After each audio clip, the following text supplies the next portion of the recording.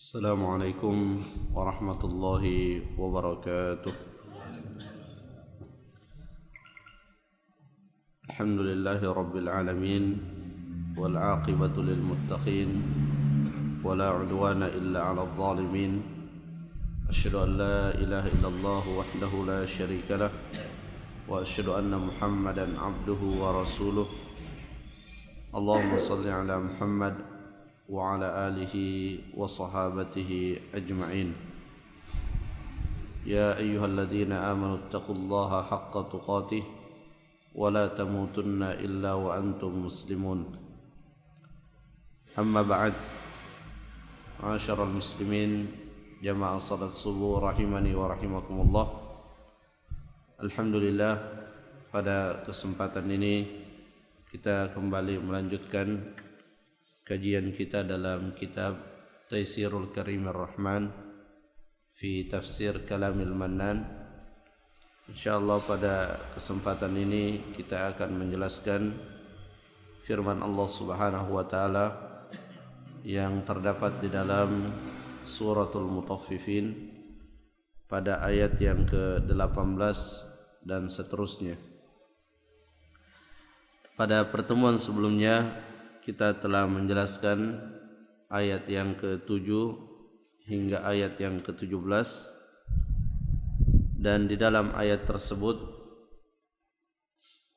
secara umum kita diingatkan oleh Allah Subhanahu wa taala untuk berusaha menjauhi setiap dosa dan maksiat,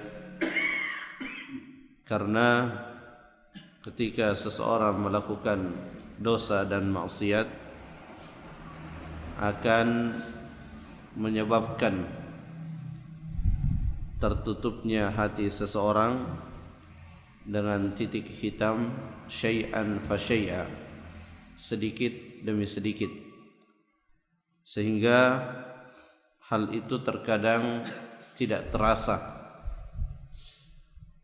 hingga pada akhirnya sebagaimana dijelaskan oleh Syekh As-Sa'di, hatta yantamisa nuruhu, hingga hati itu telah kehilangan cahayanya dan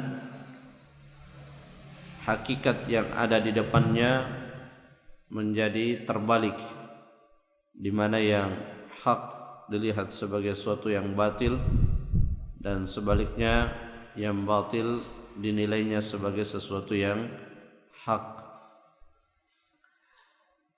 Dan ini adalah musibah yang sangat besar dan sangat berat yang menimpa seseorang ketika hati yang dimilikinya telah kehilangan cahayanya sehingga keliru di dalam menilai sesuatu.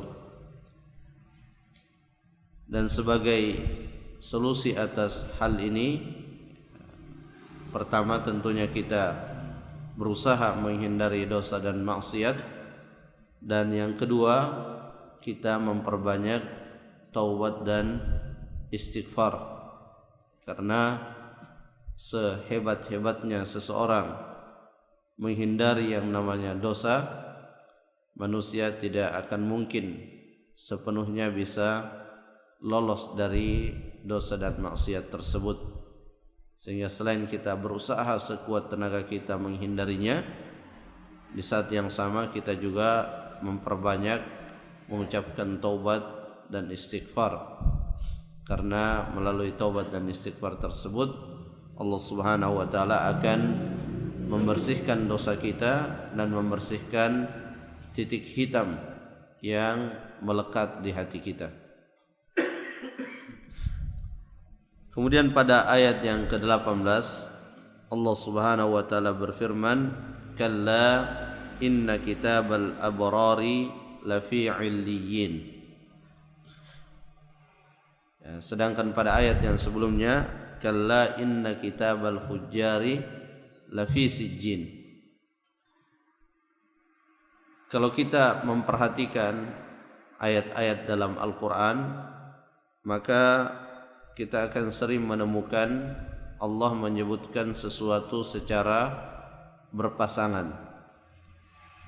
jika ayat yang sebelumnya menyebutkan tentang catatan atau kitab milik orang-orang durhaka, maka pada ayat yang ke-18 Allah menyebutkan tentang kitab atau catatan orang-orang yang berbuat baik.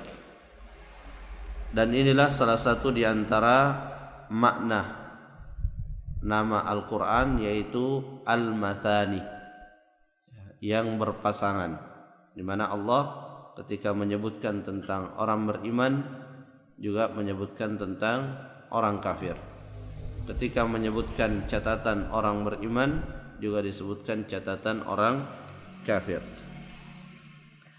Kalla, seperti yang kita jelaskan pada ayat yang sebelumnya, dalam ayat ini kalla bermakna haqqan, benar-benar. Inna kitabal abrari lafi illiyin, sesungguhnya kitab orang-orang yang al-abrar, orang-orang yang baik, lafi illiyin, dia berada di tempat yang sangat tinggi dan tempat yang sangat luas. Ibnu Abbas radhiyallahu an, sebagaimana dinukil oleh Ibnu Katsir dalam tafsirnya, ketika ditanya tentang illiyin, beliau menjawab fis sama'is sabi'ah, di langit yang ketujuh. Sedangkan sijjin itu fil ardis sabi'ah, di lapisan bumi yang ketujuh yang paling bawah.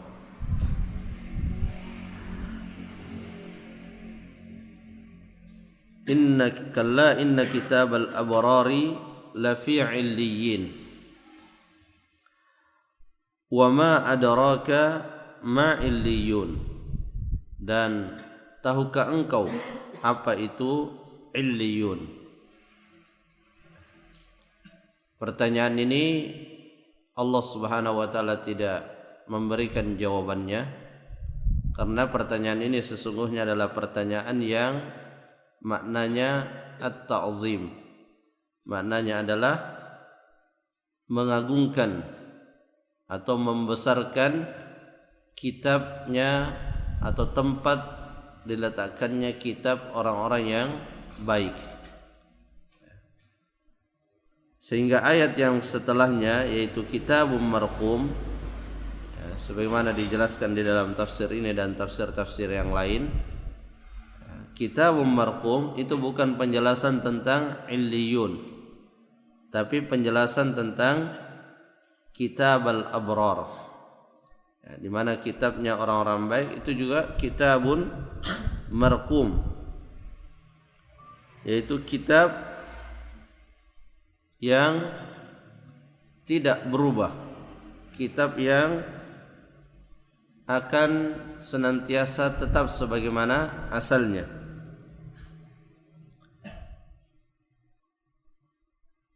Yashhaduhul muqarrabun, dan kitab tersebut disaksikan oleh orang-orang yang dekat kepada Allah Subhanahu wa taala.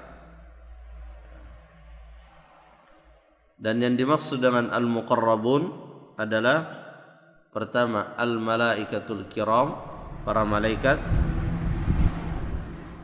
wa arwahul anbiya, ruhnya para nabi, was-siddiqin wasyuhada, ruhnya para siddiqin dan ruhnya para syuhada.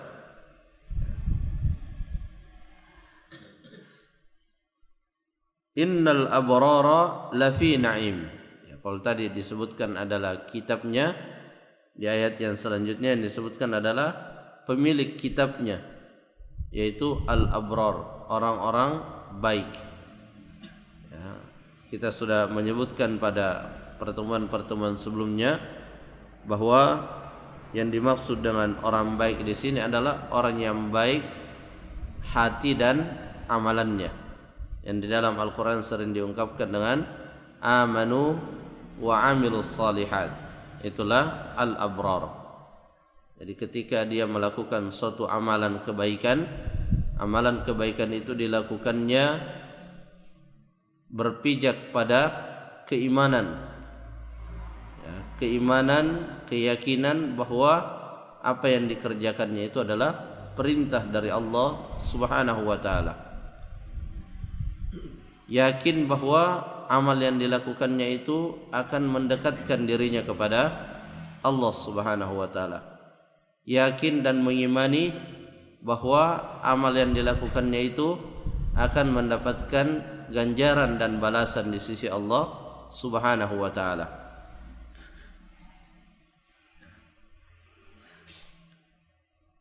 Innal abrara lafi na'im. Ya, orang-orang yang baik itu akan berada dalam kenikmatan. Naim dijelaskan oleh Syekh Sa'di rahimahullah adalah ismun jami'un li na'imil qalbi war ruhi wal badan. Naim adalah suatu lafaz yang mencakup seluruh kenikmatan, baik itu kenikmatan yang akan dirasakan oleh hati, oleh ruh, dan oleh fisik kita. Seperti disebutkan di dalam ayat yang lain, Allah berfirman, "Wa fiha ma tashtahihil anfus wa taladzul a'yun." Dan di dalam surga itu terdapat segala apa yang diinginkan oleh nafsu kita, dan di dalamnya terdapat hal-hal yang menyejukkan mata kita. Itu terkait dengan nikmat secara fisik. Kemudian di ayat yang lain Allah berfirman, "Fala ta'lamu nafsun ma ukhfiya lahum min qurrati a'yun." Ketika digambarkan tentang kenikmatan surga, Allah mengatakan jiwa-jiwa manusia tidak mengetahui apa yang disembunyikan untuk mereka dari hal-hal yang akan menyejukkan mata-mata mereka. Intinya bahwa kenikmatan surga adalah kenikmatan yang sempurna. Dan Allah Subhanahu wa taala dalam menggambarkan kenikmatan surga itu digambarkan dengan sesuatu yang dilihat oleh manusia di dunia ini. Dikatakan di dalam surga itu ada buah-buahan, ada sungai, ada mata air, hal-hal yang disaksikan oleh manusia di muka bumi ini. Kenapa demikian? Karena itu akan memudahkan bagi manusia untuk mengenali surga tersebut dengan keyakinan bahwa apa saja yang Allah sebutkan tentang nikmat surga yang secara nama memiliki kesamaan dengan apa yang ada di dunia, maka secara hakikat itu tidak sama. Karena nikmat di surga itu adalah nikmat yang sempurna, sedangkan nikmat di dunia itu tidak sempurna. Di antara ketidaksempurnaan nikmat di dunia adalah sebahagian daripada nikmat-nikmat tersebut terkadang menjadi penyebab, terkadang menjadi penyebab ketika dikonsumsi secara berlebihan, terkadang menjadi penyebab termudaratinya diri kita. Dan banyak penyakit itu bersumber dari makanan yang masuk ke dalam diri kita. Sedangkan nikmat di akhirat tidak ada lagi yang seperti itu. Seorang akan menikmati apa yang dilihatnya sepuas dirinya. Innal abrara lafi na'im 'alal araiki yanzurun. Al-araik ini adalah dipan atau ranjang yang telah dihias. Jadi orang-orang yang baik itu akan berada di atas dipan yang telah dihias, yanzurun, sambil mereka melihat-lihat. Apa yang mereka lihat? Ada dua yang disebutkan yang mereka lihat. Yang pertama, ma a'addallahu lahum minan na'im. apa yang telah Allah siapkan untuk mereka dari beraneka ragam kenikmatan. Jadi belum dirasakan itu sudah merupakan kenikmatan tersendiri. Seperti kita di dunia, apa yang kita miliki dari sesuatu yang berharga, itu sekedar kita melihatnya sudah menjadi kesenangan tersendiri. Padahal kita tahu yang kita lihat di dunia itu suatu saat akan kita tinggalkan, tapi itu sudah sangat membuat kita bergembira ya, dengan sesuatu yang sebenarnya fana, itu membuat kita bergembira. Nah, di akhirat yang kita lihat itu adalah sesuatu yang kita miliki dan akan kita nikmati selama-lamanya. Itu yang pertama, alal araiki yanzurun. Mereka melihat pada beragam kenikmatan yang Allah telah siapkan untuk mereka. Kemudian yang kedua, mereka melihat ila wajhi rabbihim al-karim. Mereka melihat kepada wajah Allah yang mulia. Dan ini salah satu yang sangat mendasar di dalam permasalahan akidah, di mana berdasarkan banyak hadis-hadis Rasulullah dan juga berdasarkan ayat-ayat Al-Quran, salah satu kenikmatan tertinggi yang akan didapatkan oleh orang yang masuk ke dalam surga itu adalah melihat Allah Subhanahu wa ta'ala. Ta'rifu fi wujuhihim nadratan na'im.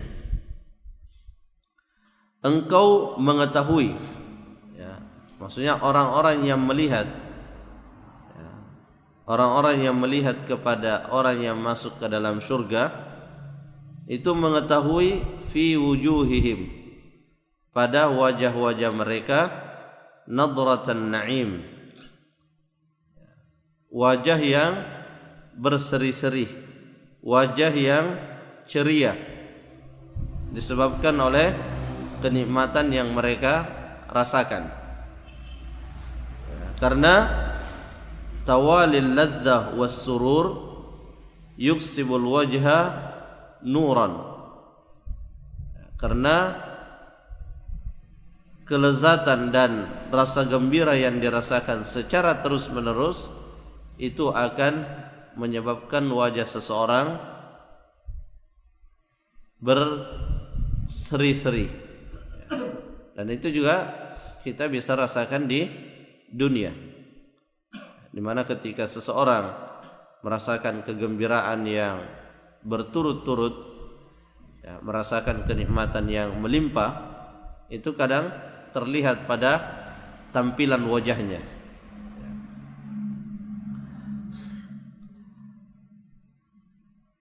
Yusqawna min rahikim makhtum. Mereka akan diberikan minuman min rahik. Rahik itu adalah arak yang murni, arak yang murni. Jadi ya, salah satu kenikmatan yang Allah berikan kepada orang beriman sebagai balasan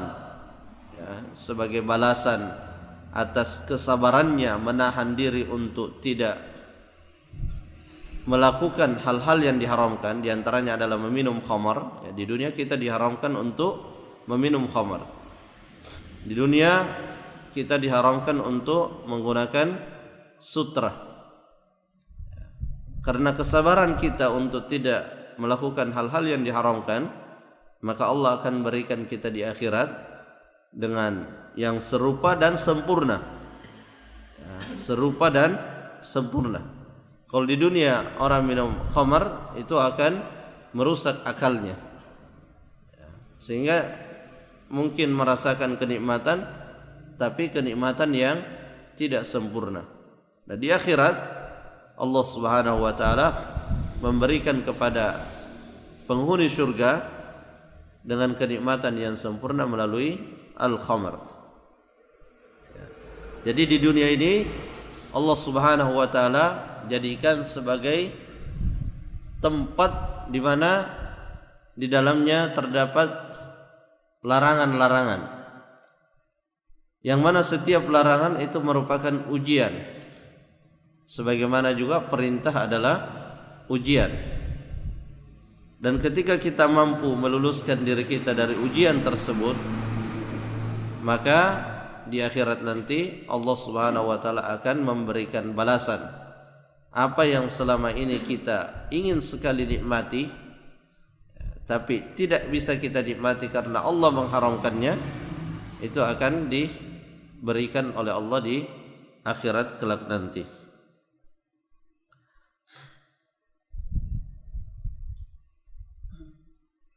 Makhtum, ya, makhtum itu ada dua makna, ya. Jadi yusqauna mir rahiq, diberi minum dari arak yang murni. Makhtum, ya, makhtum ada yang menafsirkan makhtumun an yudakhilahu syai'un yunqisu ladzatahu. Jadi arak yang murni tadi tertutupi dari dimasuki oleh sesuatu yang bisa mengurangi kelezatannya. Au yufsidu ta'mahu. Jadi dia tertutupi, terjaga dari dimasukinya oleh sesuatu yang bisa merusak rasanya.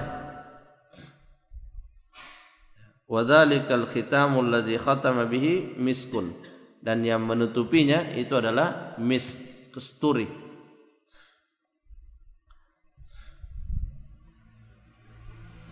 Dan yang lain, ya, penafsiran yang lain, annal murad annahu alladhi yakunu fi akhiril ina alladhi yashrabuna minhu ar-rahiq hithalatan.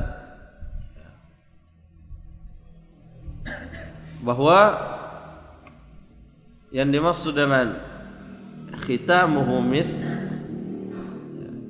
yusqawna min rahiqin makhtum, khitamuhu mis, bahwa yang paling terakhir, jadi penutup dari apa yang mereka minum itu penutupnya terbuat dari al-misk.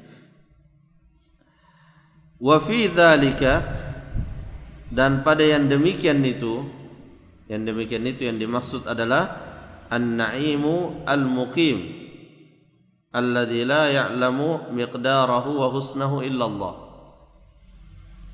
Dan pada yang demikian itu yakni pada nikmat yang abadi yang tidak ada yang mengetahui kadarnya dan kenikmatannya kecuali Allah Subhanahu wa taala. Falyatanafasil mutanafisun. Hendaklah orang-orang itu berlomba untuk mendapatkan nikmat yang abadi tersebut. Di mana berlombanya? Tentunya di dunia. Jadi jangan sampai kita keliru di dalam menentukan skala prioritas. Betul, di dunia ini ada hal-hal yang perlu kita kejar untuk kehidupan kita di dunia ini. Tapi di sana ada kenikmatan yang abadi. Kalau yang kita kejar berupa kenikmatan dunia, maka itu kenikmatan yang fana. Cepat atau lambat kita pasti akan berpisah dengannya.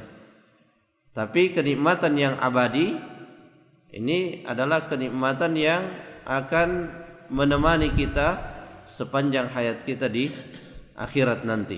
Ya, menemani kita sesuai dengan keabadian daripada surga itu sendiri.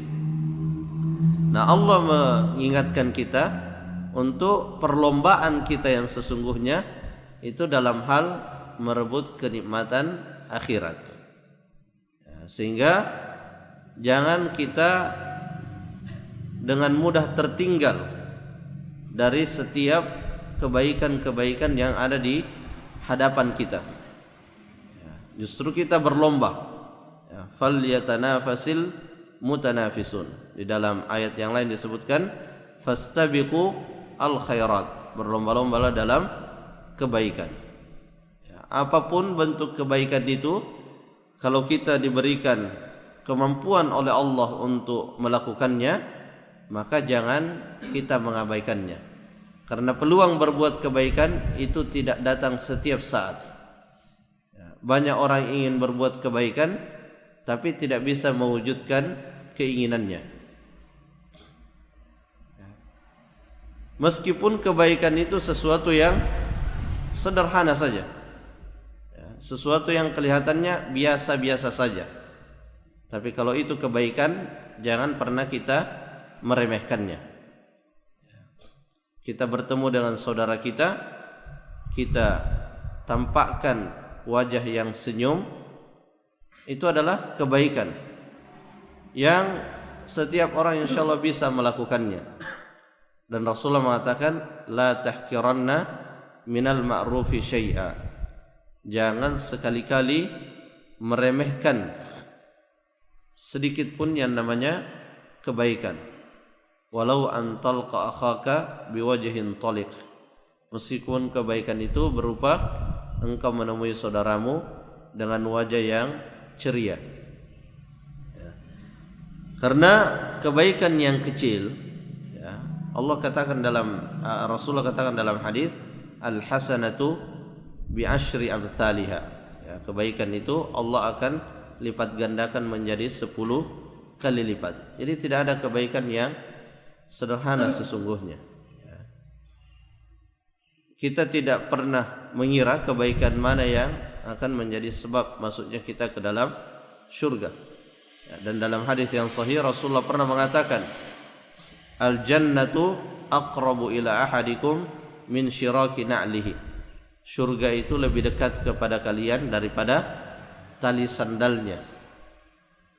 Apa maksud dari hadis ini? Maksudnya bahwa seseorang itu sangat mudah sesungguhnya masuk surga. Maksudnya dengan amalan-amalan yang kelihatan mudah itu terkadang bisa menjadi sebab masuk surga. Dan Rasulullah juga mengatakan, wan naru mithlu dzalik. Demikian pula neraka, dia juga lebih dekat daripada tali sandal kita. Seorang bisa masuk neraka dengan sesuatu yang sangat sepele. Dalam hadis disebutkan ada yang masuk neraka karena mengurung binatang sehingga dia tidak bisa makan. Wa fi dzalika falyatanafasi almutanafisun. Jadi dari ayat-ayat yang kita sampaikan tadi adalah motivasi bagi kita semua untuk bersungguh-sungguh di dalam melakukan amal saleh, di dalam melakukan kebaikan. Dan modal utama dalam melakukan amal soleh, dalam melakukan kebaikan, tidak lain adalah ilmu. Ilmu selalu merupakan wasilah di dalam kita melakukan suatu kebaikan. Jadi kita kenali terlebih dahulu kebaikannya, baru kita bisa melakukan kebaikan itu. Tidak mungkin langsung melakukan kebaikan tanpa mengilmui kebaikan itu.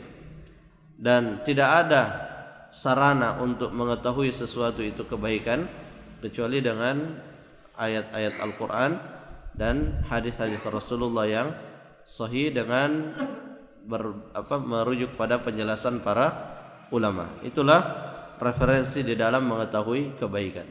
Dan setelah kita mengetahui, oh ini kebaikan, barulah pada tahapan berikutnya kita berusaha untuk mengamalkannya. Jadi tidak mungkin kebaikan itu kita bisa melakukannya hanya berbekal karena itu sesuatu yang sudah umum dilakukan. Tidak mungkin. Kita harus pastikan terlebih dahulu apa yang dinilai kebaikan oleh kebanyakan orang itu benar-benar sesuai dengan penilaian Allah Subhanahu wa taala.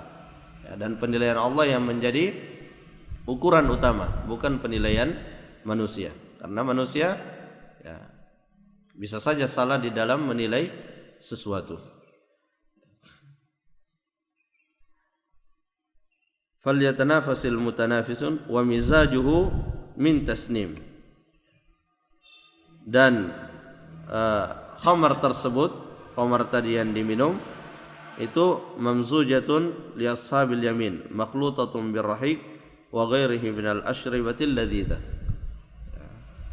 Itu dicampur dengan air yang bersumber dari mata air yang sangat murni. Ya, ini adalah gambaran kesempurnaan kenikmatan yang didapatkan oleh orang yang dimasukkan oleh Allah Subhanahu wa taala ke dalam surga. Jamaah salat subuh rahimani wa rahimakumullah. Semoga ayat yang kita sampaikan tadi bisa menjadi motivasi bagi kita untuk senantiasa istiqamah di dalam melakukan kebaikan-kebaikan dan menjadi motivasi bagi kita untuk terus menambah pengetahuan kita, ilmu kita tentang kebaikan itu sendiri, karena berawal dari ilmu kita bisa melakukan amal saleh. Kita cukupkan taklim kita. Wallahu taala a'lam bissawab. Subhanakallahumma rabbana wa bihamdik, asyhadu an la ilaha illa ant, astaghfiruka wa atubu ilaik. Assalamualaikum warahmatullahi wabarakatuh.